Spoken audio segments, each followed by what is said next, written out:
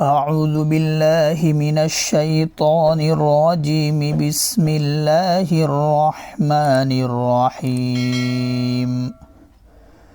والمحصنات من النساء إلا ما ملكت أيمانكم كتاب الله عليكم وأحل لكم ما وراء ذلكم أن تبتغوا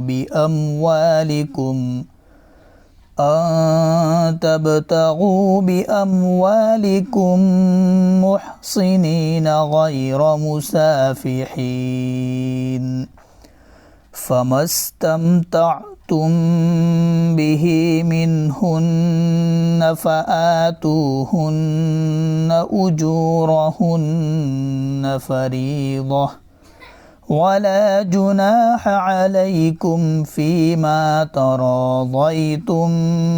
به من بعد الفريضة إن الله كان عليما حكيما ومن لم يستطع منكم طولا أن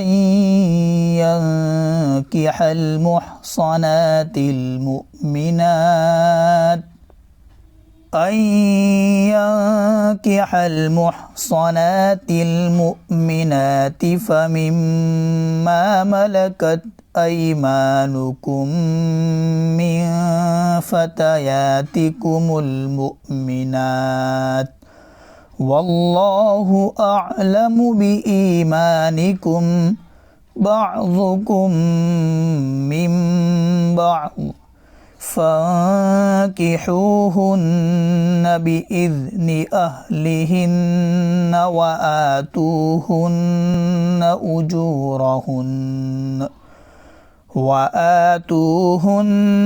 أجورهن بالمعروف محصنات غير مسافحات ولا متخذات أخدان فإذا أحصن فإن أتين بفاحشة فعليهن نصف ما على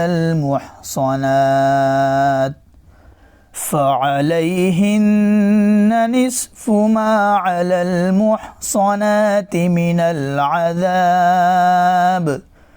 ذلك لمن خشي العنة منكم وأن تصبروا خير لكم والله غفور رحيم يريد الله ليبين لكم ويهديكم سنن الذين من قبلكم ويتوب عليكم والله عليم حكيم والله يريد أن يتوب عليكم ويريد الذين يتبعون الشهوات أن تميلوا ميلا عظيما يريد الله أن يخفف عنكم وخلق الإنسان ضعيفا يا أيها الذين آمنوا لا تأكلوا أموالكم بينكم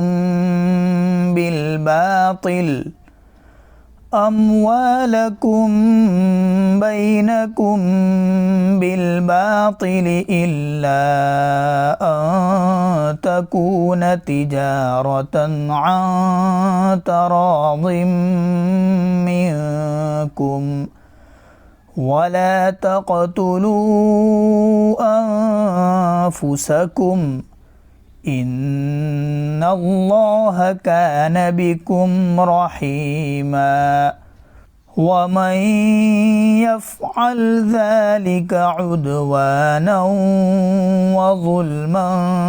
فسوف نصليه نارا